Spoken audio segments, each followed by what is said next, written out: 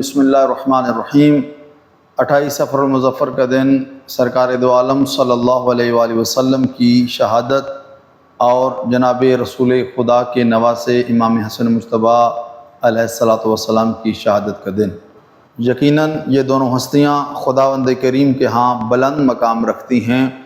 ہمیں اپنی آخرت کے لیے اور اس دنیا کو سنوارنے کے لیے اس دن 2 رکعت نماز پڑھنی چاہیے۔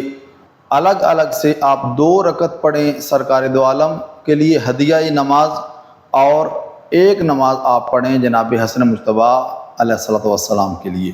نیت آپ نے کرنی ہے، میں پڑھتا ہوں 2 رکعت نماز ہدیہ سرکار دو عالم صلی اللہ علیہ وآلہ وسلم قربتاً الی اللہ، اور اسی طرح جو دوسری نماز پڑھیں گے اس میں بھی آپ نے نیت کرنی ہے، میں پڑھتا ہوں 2 رکعت نماز ہدیہ جناب حسن مجتبیٰ علیہ السلام قربتاً الی اللہ۔